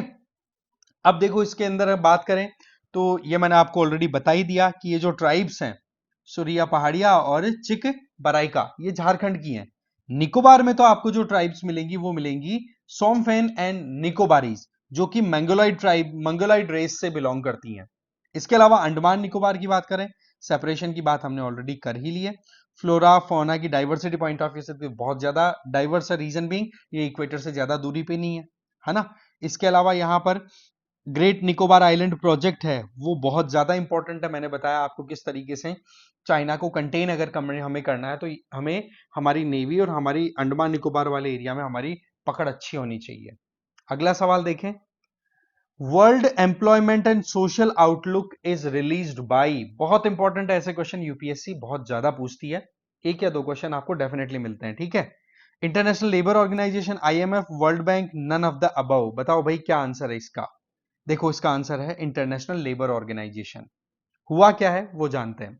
अभी इंटरनेशनल लेबर ऑर्गेनाइजेशन के द्वारा ये जो रिपोर्ट रिलीज हुई है इसमें बताया कि टेक्नोलॉजी के टेक्नोलॉजी बेसिस पे जो इनोवेशन आ रहे हैं उससे लेबर प्रोडक्टिविटी बढ़ रही है, आउटपुट भी इंप्रूव हो रहा है, बट वहीं पर आज देखोगे तो लेबर इनकम रिड्यूस हो रही है। ये एक बहुत बड़ा थ्रेट है। बोला जाता है कि टेक्नोलॉजी जब आती है तो कहीं ना कहीं जॉब्स इंक्रीज होते हैं, बहुत बढ़िया, ये बात सही है कि प्रोडक्टिविटी इंक्रीज हो रही है, आउटपुट अच्छे आ रहे हैं, आर्टिफिशियल इंटेलिजेंस टूल यूज करके आप बढ़िया काम कर रहे हो, पर क्या इनकम बढ़ रही है क्या उससे? वहां इनकम बढ़ने का स्कोप नहीं बढ़ रहा। इस वजह से ये अपने आप में बड़ी कंसर्निंग बात आ रही है, ठीक है। तो world employment and social outlook जो है ये इंटरनेशनल लेबर ऑर्गेनाइजेशन की रिपोर्ट है, इसमें लेबर इनकम के ऊपर सीधा इंपैक्ट दिखाया गया है। और कोविड 19 के बाद का जो सिनेरियो है वो तो कुछ ज्यादा ही शो करता है कि कहीं ना कहीं लेबर की इनकम शेयर लगातार डिक्लाइन कर रही है। जो टारगेट है हमारा सस्टेनेबल डेवलपमेंट गोल के अंदर में 10वां, जिसका नाम क्या है, reduce inequality with in and among countries, बोलिए इनइक्वालिटी रिड्यूस ना होने की बजाय बढ़ रही है। रीजन बीइंग कि जिनके पास में टेक्नोलॉजिकल एक्सेस है वो लेबर कम के बिना ही अपना काम कर लेते हैं, क्वालिटी अच्छी आ रही है, प्रोडक्ट अच्छे बन रहे हैं, पर जो इनकम लेवल है लेबर का वो राइज नहीं हो रहा। ये अपने आप में बड़ी कंसर्निंग बात हाईलाइट हुई है। अगला सवाल, consider the following pairs, literary work, author. Literary work एक तरफ है, ऑथर एक तरफ, ठीक है। The philosophy of Rabindranath Tagore, क्या ये सर्वपल्ली राधाकृष्णन जी ने लिखी? लिविंग विद द पर्पस, क्या ये राजेंद्र प्रसाद जी ने लिखी? द लाइफ डिवाइन, या क्या ये बुक श्री अरबिंदो घोष जी ने लिखी थी क्या? बताओ भाई कितने पेयर्स एकदम करेक्टली मैच कर रहे हैं यहां पर। पॉज करो, अपना आंसर रेडी करो। देखो फर्स्ट और third statement are perfectly right, और यहां पर राजेंद्र प्रसाद नहीं, यहां पर भी आंसर आपका सर्वपल्ली राधाकृष्णन ही जाएगा। तो आंसर क्या है कि दो पेयर्स हमारे परफेक्टली मैच होते हुए यहां पर दिख रहे हैं, तो ओनली टू, बी आंसर चला गया। देख लेते हैं क्यों। आपको पता है टीचर्स डे हर साल 5 सितंबर को हम सेलिब्रेट करते हैं, और ये हमारे जो सेकंड प्रेसिडेंट थे या फर्स्ट वाइस प्रेसिडेंट थे डॉक्टर सर्वपल्ली राधाकृष्णन, उनकी बर्थ एनिवर्सरी को हम ये सेलिब्रेट किया करते हैं।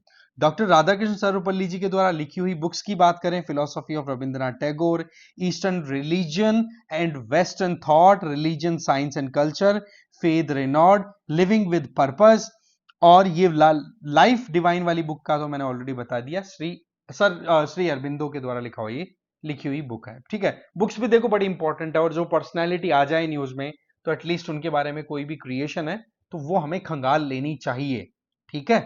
अगला सवाल, consider the following statements. Presently the electronic toll collection in India is done through radio frequency identification technology. Second, global navigation satellite system based electronic toll will provide distance based tolling. Correct statement आपको choose करना है। Pause करो, अपना answer ready कर लो। देखो दोनों statements एकदम सही है। अभी क्या है आपको पता है ना, फास्टैग लगा हुआ है।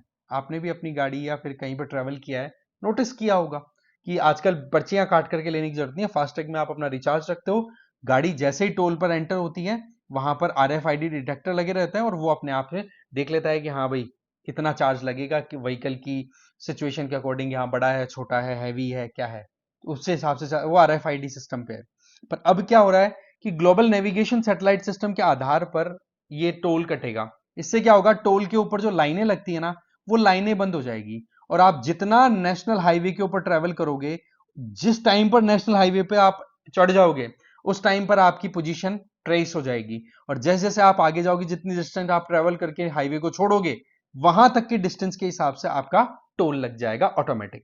तो ये पोजीशनिंग अभी यूज होने वाली है। इसमें क्या होगा, टोल पे जो लंबे समय तक टाइम लगता है वो रिड्यूस हो जाएगा। तो ओवरऑल देखा जाए तो दोनों स्टेटमेंट्स एकदम सही हैं। इसके बारे में अगर देखें तो ये क्यों हाईलाइट हुआ, एक बार फिर से देखो, global navigation satellite system based हमारे टोल सिस्टम है वो स्टार्ट हो रहा है। तो ऐसे में इलेक्ट्रॉनिक टोल कलेक्शन, ठीक है, ऐसे में ministry of road and transport and highway की तरफ से एक नया प्रोविजन किया गया है कि हम ये देखेंगे कि भाई ये satellite based toll system use करने के बावजूद भी कितने समय तक वेटिंग करनी पड़ रही है टोल प्लाजाज पे, क्या अभी भी टाइम लग रहा है क्या, है ना। तो वो एक प्रॉपर एक फीडबैक बेसिस पे और ज्यादा अपग्रेडेशन टाइमली किया जा पाएगा। ठीक है, डाउट मुझे लगता नहीं आपको कुछ होगा, एकदम मैंने क्लियर कर दिया है इसको। अगला सवाल देखते हैं। With reference to Rajaji tiger reserve consider the following statements. First, it was declared a tiger reserve in 2015, the 40th tiger reserve of the country, as the 40th tiger reserve of the country. Second, the Ganga and Song river flow through this. Sal, Soria robusta is the characteristic dominant tree species of this particular tiger reserve. बताओ भाई correct statement कौन सा है, pause करो, अपना answer ready कर लो। देखो ये तीनों स्टेटमेंट्स एकदम परफेक्टली राइट है, इसमें आपको कोई डाउट नहीं होना चाहिए, आंसर इज डी। अब मुद्दा क्या है वो देखते हैं। सबसे पहला तो ये कि उत्तराखंड सरकार की तरफ से एक एक्शन लिया गया कि राजाजी टाइगर रिजर्व में जो इंडियन फॉरेस्ट सर्विसेज के ऑफिसर लगे हुए हैं उनको रिमूव कर दिया है, जबकि मामला सुप्रीम कोर्ट में सुनवाई के लिए चल रहा है। तो ये कॉन्टेक्स्ट हो गया। अब राजाजी टाइगर रिजर्व की बात करें तो ये आपके यहां पर उत्तराखंड वाले एरिया में है, और इधर से आप देखो ये तो सोंग रिवर आ रही है, और इधर से ये आ रही है आपकी अलग, ये गंगा मतलब मेजरली। ठीक है, अब आप क्या नोटिस करते हो कि यहां पर है ये आपका हरिद्वार, ठीक है, हरिद्वार सिटी। अब आप नोटिस कर सकते हैं कि कितना बड़ा एरिया है जो कि टाइगर, इस पर्टिकुलर राजाजी टाइगर रिजर्व के अंडर आ जाता है, राइट, ध्यान रख लेना भाई। अब राजाजी टाइगर रिजर्व की बात करें तो उत्तराखंड के इसमें 3 डिस्ट्रिक्ट मेजरली आते हैं, देहरादून, पौड़ी गढ़वाल और हरिद्वार। ये लोकेटेड कहां पर है भाई, सीधी बात है, देहरादून की बात आ गई तो वो तो फुटहिल्स पे आ गया, शिवालिक रेंज आ गई, ग्रेटर हिमालय, लेसर हिमालय और शिवालिक। ये नाम कहां से पड़ा, आप देखते हो कि प्रोबेबली अगर मैं बताऊं आपको एकदम कि इंडिपेंडेंस के बाद में हमारे फर्स्ट गवर्नर जनरल कौन बने थे इंडिया की तरफ से, Indian governor general, first Indian governor general Lord Mountbatten तो इंडिपेंडेंस के टाइम पे फर्स्ट थे ही, उनके बाद में तो सी राजगोपालाचारी बने थे, उनको राजा जी बोला जाता था। उन्हीं को ट्रिब्यूट पे करने के लिए ये नाम रखा गया, और 2015 में टाइगर रिजर्व का टैग दिया गया, जो कि 48वां टाइगर रिजर्व बना हमारे देश का। इस पर्टिकुलर टाइगर रिजर्व में आपको एवरग्रीन से लेकर के डेसिडियस फॉरेस्ट तक मिल जाएंगे। ठीक है, इसमें साल का जो पेड़ है ये बड़ा फेमस है, जो यहां पर नॉर्मली आपको देखने को मिल जाएगा। रिवर्स की बात मैप पे हम ऑलरेडी कर चुके हैं। ठीक है, आगे चलते हैं, नेक्स्ट क्वेश्चन देख लेते हैं। Consider following statements with respect to project strawberry. It is being developed by Google to enhance autonomous internet research and dramatically improve AI reasoning capabilities. Second, it has potential to autonomously conduct experiments, analyze data, come up with new hypotheses. बताओ भाई correct statement कौन से हैं दोनों में से, pause करो, अपना आंसर रेडी करो। देखो ये गूगल का नहीं है, ओपन एआई का है, पहली चीज तो ये तो आपका यहीं पे गलत हो गया। दूसरा स्टेटमेंट एकदम सही है, टारगेट यही है भाई कि आर्टिफिशियल इंटेलिजेंस बेस्ड जो टूल है ना उनको और एडवांस लेवल तक लेके जाना, तो उसके लिए प्रोजेक्ट स्ट्रॉबेरी जो है वो न्यूज में रहा, तो ऐसे में statement B is the right answer. तो ये तो क्लियर हो गया, ओपन एआई का प्लान है ये अपना चैट जीपीटी 5 है ना वो लॉन्च करने वाले हैं। मेन टारगेट है कि कैसे भी करके खुद के प्रोडक्ट को इम्प्रोवाइज कर सकें। ठीक है जी, अब देखो इस प्रोजेक्ट की बात करें तो इसमें मुझे लगता नहीं कोई डाउट रहेगा, क्योंकि एआई का मतलब क्या है, जो भी प्रैक्टिसेस आसपास में हो रही है वो चीजें मशीन को लर्न करा दिया जाए, मशीन सीखे और उन चीजों से फिर आपकी कामों को भी हेल्प प्रोवाइड करे, काम इजीली कर सके जैसे कि ह्यूमन बीइंग करते हैं। तो वो स्मार्टनेस डेवलप करने का ये प्रोजेक्ट है अपनी तरफ से, उस स्मार्टनेस को और आगे ले जाने का है, जो शायद ह्यूमन बीइंग से भी आगे निकल जाए कुछ एस्पेक्ट्स में, right. Next, with reference to the global ocean biodiversity information system OBIS, consider the following statements. OBIS is one of the largest global repository of information on marine species. Second, it has been set up by United Nations Environment Program for promoting marine science, conservation and sustainable development. Third, the Center for Marine Living Resource and Ecology CMLRE is the Indian regional node of Global Ocean Biodiversity Information System. Incorrect statement आपको choose करना है, बताओ भाई कौन कौन से statement incorrect हैं। देखो first statement is absolutely right, इसमें कोई प्रॉब्लम नहीं है। ये दुनिया में जितने भी मरीन स्पीसीज से रिलेटेड डॉक्यूमेंट्स है ना, जितने भी इंफॉर्मेशन से रिलेटेड रेपोजिटरीज हैं, उनमें सबसे बड़ी है ये, ठीक है, या फिर उनमें सबसे बड़ी में से एक है। मेरा पॉइंट ये था, ठीक है। तो फर्स्ट स्टेटमेंट इज राइट। तो इनकरेक्ट पूछा है ना, तो फर्स्ट को आप एलिमिनेट कर दो यहां से, ऑटोमेटिकली आपका आंसर डी निकल गया। दोनों पे आपको आगे जाने की जरूरत नहीं पड़ी। ये दोनों स्टेटमेंट गलत है, ठीक है। इस तरीके से एलिमिनेशन टेक्निक भी आपको आ चुकी होगी, नहीं आई तो सीख जाना, ठीक है।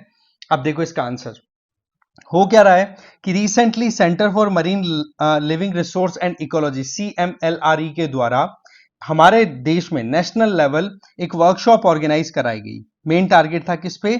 Indian ocean biodiversity information system पे, कि कैसे हम मरीन इकोसिस्टम को मेंटेन कर सकते हैं, उसको कंजर्व कर सकते हैं। तो देखा जाए तो ये जो NDOBIS है ना, ये बेसिकली आप देखते हो कि जो global ocean biodiversity information system है ना, उसका एक पार्ट है। समझ रहे हो? तो थर्ड स्टेटमेंट क्या कह रहा था कि CMLRE जो है वो पार्ट है ग्लोबल OBIS का, या फिर उसका एक नोड है। नहीं, वो ग्लोबल OBIS का नोड जो है इंडिया की तरफ, वो है इंडो OBIS। समझ गए? दूसरी बात, अगर OBIS की बात करें तो ये डॉक्यूमेंट है, या फिर एक कहो कि एक तरीके की रिपोजिटरी है, जहां पर मरीन इकोसिस्टम से रिलेटेड, स्पीसीज से रिलेटेड इंफॉर्मेशन स्टोर रखी जाती है। इसमें आप देखते हो कि जो रिसर्चर्स हैं, गवर्नमेंट है, डिफरेंट ऑर्गेनाइजेशन है दुनिया में, उनको मरीन इकोसिस्टम से रिलेटेड जो भी काम करना होता है उसमें बहुत हेल्प करता है। भाई सीधी बात है, डेटा अगर आपके पास होगा तो उसका एनालिसिस करके हेल्प ली जा सकती है। इसके अलावा इसको स्थापित किसने किया भाई, ग्लोबल OBIS को?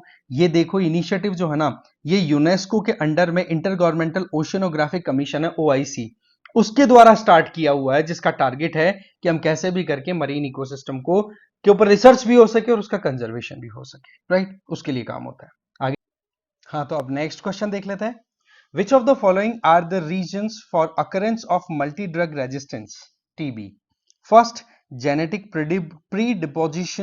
predisposition of some people. Second, inappropriate or incorrect use of antimicrobial drugs.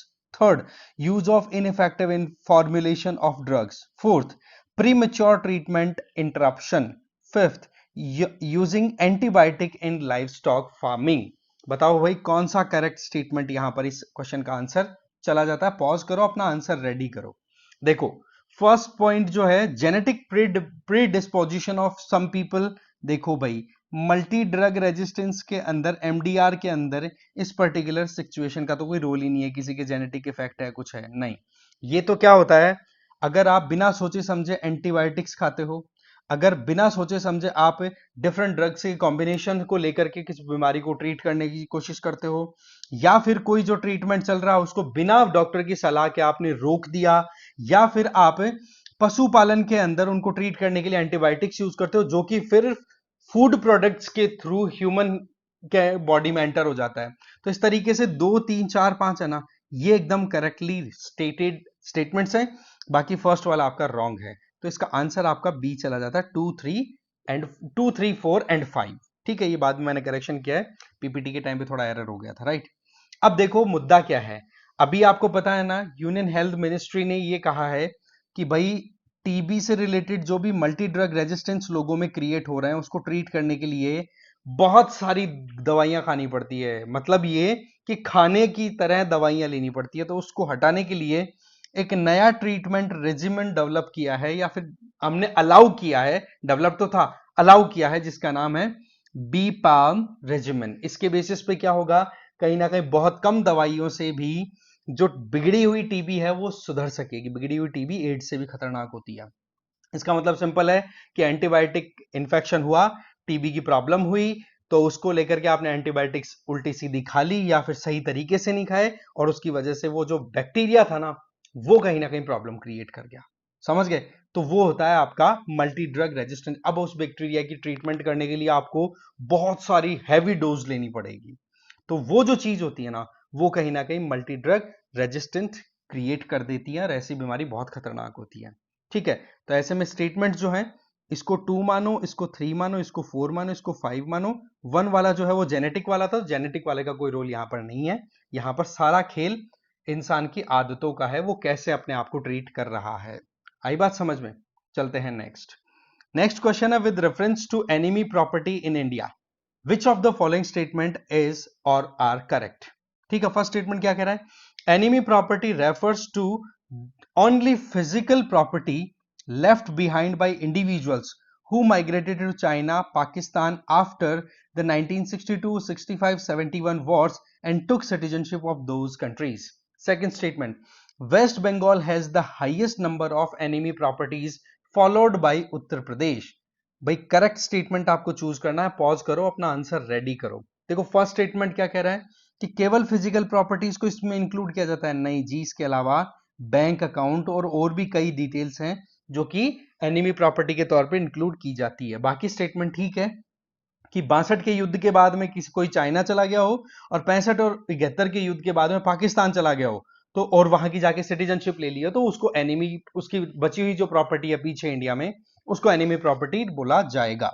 और नंबर्स की बात करें तो सबसे ज्यादा उत्तर प्रदेश में है, ना कि वेस्ट बंगाल में। तो दोनों स्टेटमेंट ही क्या हो गए, गड़बड़। तो ऐसे में आंसर आपका डी चला जाता है।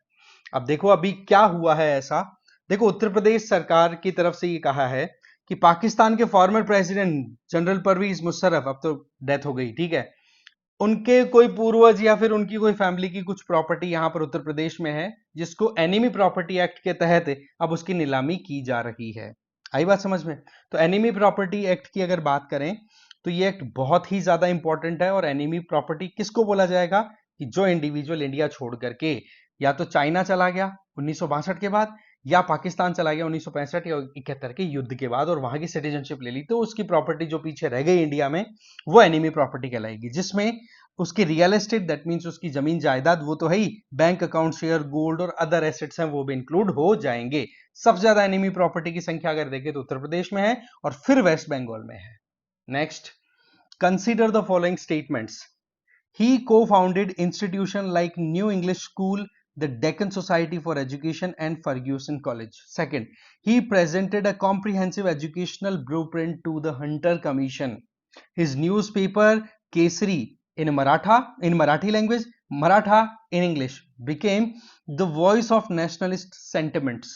He established institutions like Ferguson College in Pune. बताओ ये किससे संबंधित स्टेटमेंट है, किसके बारे में ये बता रहे हैं? पॉज करो, अपना आंसर रेडी करो। देखो स्ट्रेट है, वैसे इसके अंदर सारी चीजें बड़ी इंटरेस्टिंग है, इंपॉर्टेंट है, ध्यान रख लेना। आंसर इज बाल गंगाधर तिलक। तो तिलक जी की अगर बात करें तो हमें पता है हमारे फ्रीडम फाइटर्स में बहुत लीडर थे, लाल पाल बाल गरम दल के लीडर थे ये, और इनको फादर ऑफ इंडियन अनरेस्ट के तौर पे भी कंसिडर किया जाता है। और इनकी न्यूज़पेपर, इनकी बात हम ऑलरेडी कर ही चुके, जो स्टेटमेंट्स थे वही बात यहाँ पे बताई है। ठीक है, इन्होंने भगवत गीता का अपनी तरफ से आप कह सकते हो कि बहुत ही इंपॉर्टेंट मैनर में यूज भी किया था, है ना। जब मांडले जेल में गए थे तो उस टाइम पर उन्होंने गीता रहस्य, जहां तक मुझे ध्यान है, ये बुक लिखी थी इन्होंने कि किस तरीके से गीता के आधार पर आप एनकरेज कर सकते हो, खुद को एम्पावर कर सकते हो, वो सारी चीजें। Next, consider the following statements with respect to appointment of जजेस in higher judiciary. First statement कह रहा है the appointment of supreme court जजेस should be made by the president after consultation with such judges of high courts and supreme court as the president may deem necessary. Second statement, the appointment of high court judges should be made by president after consultation with the CJI and the chief minister of the state. correct statement आपको choose करना। Pause करो, अपना answer ready करो। देखो article 124 उठा करके देखोगे ना तो उसमें सुप्रीम कोर्ट के जजेस के अपॉइंटमेंट की बात है और ये सेम वही स्टेटमेंट है, इसमें कोई डाउट ही नहीं है। वहीं पर आर्टिकल 217 उठाओगे ना तो वहां पर प्रेसिडेंट जब भी अपॉइंट करेंगे तो सीजीआई के साथ कंसल्ट करेंगे, यहां तक तो ठीक है, but chief justice of India, chief minister of that state, no. यहां पर गवर्नर अगर लिख देते तो बात फिर भी बन सकती थी। तो दूसरा statement is wrong, answer is a. देखते हैं क्या है मुद्दा। देखो सुप्रीम कोर्ट में अभी सुनवाई चल रही है या फिर बातचीत हुई एक तरीके से कि भाई कॉन्स्टिट्यूशनल कोर्ट्स हैं जो high court and supreme court है, वहां पर जजेस की जो अपॉइंटमेंट है उसमें जो भी चीफ जस्टिसेस हैं उनका प्रीरोगेटिव नहीं होगा। दैट मींस उनका कोई विशेष अधिकार नहीं होगा। ये जो अपॉइंटमेंट्स होती हैं ये कंप्लीटली कंसल्टेटिव होनी चाहिए और यही प्रिंसिपल हमारे कॉन्स्टिट्यूशन में एनविसाज किया हुआ है। यही प्रिंसिपल हमारे कॉन्स्टिट्यूशन में मेंशन्ड है, जो कि आर्टिकल 124 भी कह रहा है कि हाँ भाई कंसल्टेशन किया जाएगा। आर्टिकल 217 भी कह रहा है कि हाँ जी प्रेसिडेंट कंसल्टेशन करेंगे chief justice of India, governor of that state, उनके साथ में फिर फाइनल अपॉइंटमेंट होगी।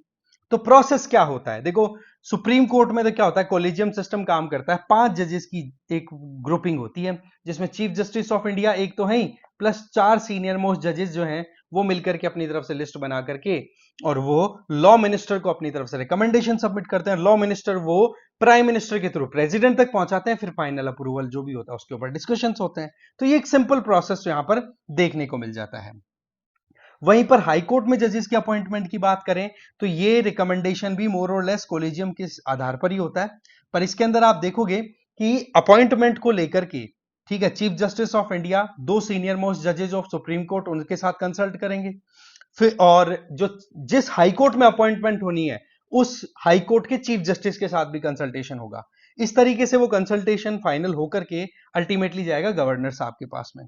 ठीक है, गवर्नर साहब जो हैं वो फिर बाद में अपनी रिकमेंडेशन को ऊपर भेजेंगे लॉ मिनिस्ट्री के पास में। लॉ मिनिस्ट्री के जो मिनिस्टर हैं वो प्राइम मिनिस्टर के थ्रू फिर प्रेसिडेंट के पास पहुंचाएंगे, फिर प्रेसिडेंट फाइनल अप्रूवल अपनी तरफ से देते ही हैं, जिसमें एड एंड एडवाइस प्रोवाइड करने के लिए सेंट्रल काउंसिल ऑफ मिनिस्टर है, जिसके लीडर आपको प्राइम मिनिस्टर दिखते हैं। तो इस तरीके से ये सारा मोटा मोटा प्रोसेस चलता है, जिसमें कॉलेजियम सिस्टम की बात अगर करें तो ये फर्स्ट जजेस केस 1981 में, हमने ऑलरेडी ये बात डिस्कस कर ली है, मुझे लगता है दोबारा रिपीट करने की जरूरत है। 1981 में कंसल्टेशन को कंसल्टेशन ही बोला, 1993 में बोले वही कंसल्टेशन तो होगा पर वो बाइंडिंग भी रहेगा प्रेसिडेंट के ऊपर। हाँ ये बात सही है कि उसमें चीफ जस्टिस के अलावा 2 सीनियर मोस्ट जज होंगे सुप्रीम कोर्ट के। फिर तीसरे जजेस केस के अंदर ये कोलेजियम की संख्या एक सीजीआई और 2 सीनियर मोस्ट से बढ़ा करके एक सीजीआई और 4 सीनियर मोस्ट मतलब 5 मेंबर की कर दी। और फिर 2015 में जो आपका 4 जजेस केस आया, उसमें आपको पता ना अपॉइंटमेंट को लेकर के जो कंट्रोवर्सी आई थी कि भाई लेजिस्लेचर और एग्जीक्यूटिव अपना रोल प्ले करना चाहते हैं जुडिशरी में अपॉइंटमेंट्स को लेकर के, तो उसको फिर अनकॉन्स्टिट्यूशनल डिक्लेयर कर ही दिया था। तो इस तरीके से 4 जजेस केस हैं। तो मोटी मोटी बात करें तो थर्ड जजेस केस के अंदर कॉलेजियम का स्ट्रक्चर है वो फाइनल हो गया। अगला सवाल, with reference to Agni missile which of the following statement और स्टेटमेंट्स आर इज और are correct? The Agni missile are a series of medium to intercontinental range super cruise missile developed by India under its integrated guided missile program. Second, ballistic missile are jet propelled at subsonic speed throughout their flights, while cruise missiles are rocket powered only in the initial phase of flight. Third, Agni 4th is the longest range missile in India has tested so far and very crucial for India's nuclear deterrence. चलो बताओ correct incorrect statement पूछा है भाई, incorrect आपको बता देना है। देखो पॉज करो, अपना आंसर रेडी करो, मैं अपना एक्सप्लेनेशन देता हूं। देखो फर्स्ट स्टेटमेंट में क्या बोला जा रहा है कि ये क्रूज मिसाइल है, नहीं अग्नि बैलिस्टिक मिसाइल है। क्रूज मिसाइल तो क्या होती है, सीधा लाइन ऑफ साइट में जाकर के हिट करती है, और बैलिस्टिक मिसाइल क्या करती है, यूं एक प्रोजेक्शन प्रोजेक्टाइल लेकर के फिर हिट करती है। अगर इसको हिट करना है तो इस तरीके से बाहर जाकर के एटमॉस्फेयर से फिर आती है, ग्रेविटी के अंदर बहुत स्पीड से हिट करती है, और सीधा अगर जाकर के टकरा रही है तो क्रूज मिसाइल। बट अग्नि क्रूज मिसाइल नहीं है, तो पहला स्टेटमेंट आपका गलत। दूसरा, अब आप देखो अगर ये फर्स्ट स्टेटमेंट आपको क्लियर हो गया तो सेकंड स्टेटमेंट आपकी इजीली सॉल्व हो जाएगी। कैसे? इसमें क्या बोला जा रहा है कि बैलिस्टिक मिसाइल्स जो हैं वो कहीं ना कहीं अपनी पूरी फ्लाइट के अंदर कहीं ना कहीं जेट से अपनी स्पीड लेते हैं, मतलब इंजन चालू रहता है और सीधा स्ट्राइक करता है। भाई बैलिस्टिक मिसाइल में तो केवल ऊपर ऊपर जाते हैं ना, तभी इंजन की रिक्वायरमेंट है, बाद में तो फिर वो अपने हिसाब से ग्रेविटी को फॉलो करते हुए आती है, राइट। जबकि क्रूज मिसाइल के अंदर आपको लगातार प्रोपल्शन देने की जरूरत पड़ती है। तो यहां पर बैलिस्टिक की जगह क्रूज और क्रूज की जगह बैलिस्टिक लिख दोगे ना तो स्टेटमेंट सही हो जाएगा, अदरवाइज ये गलत है। क्योंकि बैलिस्टिक के अंदर इनिशियल स्टेज के अंदर आपको रॉकेट की पावर की रिक्वायरमेंट होती है, बाद में फिर वो ग्रेविटी के अंडर आती है, जबकि उल्टा लिखा हुआ है देखो आप। ठीक है, अग्नि 4 नहीं है भाई लॉन्गेस्ट, अग्नि 6th आ चुकी है। तो इस तरीके से तीनों स्टेटमेंट ही हमारे गलत है भाई, आंसर इज डी। ठीक है, और यही चीज यहां पर है। हुआ क्या है, उड़ीसा में जो चांदीपुर में, आप जानते हो ना व्हीलर आइलैंड है, ठीक है, डॉक्टर एपीजे अब्दुल कलाम के नाम से उसका नाम रख दिया। तो वहां पर आप देखते हो कि टेस्टिंग हुई है, ठीक है, इंटरमीडिएट रेंज बैलिस्टिक मिसाइल अग्नि 4 की। अग्नि की बात करें ना तो अग्नि फर्स्ट जो थी वो मीडियम रेंज की थी, रेंज देखो 700 से 800। अग्नि सेकंड वो भी मीडियम रेंज की थी 2000 किलोमीटर तक। अग्नि थर्ड जो थी वो 2500 किलोमीटर तक गई, तो इंटरमीडिएट बोल दिया इसको। फोर्थ जो है वो 3500 किलोमीटर तक गई, अगेन इंटरमीडिएट बोल दिया उसको। अग्नि फिफ्थ और अग्नि सिक्स है ना, वो इंटर कॉन्टिनेंटल गई। आप इसकी रेंज देखो 5000, और अग्नि सिक्स की तो 11000 से 12000 किलोमीटर तक की मार है। तो कुल मिलाकर के देखा जाए तो ये अपने आप में बहुत ही इंटरेस्टिंग क्वेश्चन था। आई होप आपको ये टोटल 31 क्वेश्चंस में से ज्यादा से ज्यादा क्वेश्चंस आए होंगे, और मैं आशा करूंगा कि आप डेफिनेटली अपने स्कोर को कमेंट बॉक्स में ड्रॉप करेंगे, क्योंकि पिछली बार मैंने देखा था कि बहुतों ने अपना स्कोर रखा, बहुतों का कम भी था पर बहुतों का अच्छा भी था। बट ये प्रैक्टिस जब रिपीटेडली होती जाएगी ना, तो जब तक आपका प्रीलिम्स का पेपर आएगा 2025 का, तब तक आपके पास में अच्छी खासी पकड़ बन चुकी होगी। ठीक है, तो इस वीडियो में इतना ही। नेक्स्ट हफ्ते एक बार फिर से मिलेंगे इसी तरीके से पूरे हफ्ते के क्वेश्चंस को लेकर के। तब तक के लिए जय हिंद, जय Bharat. Thank you very much for watching this video.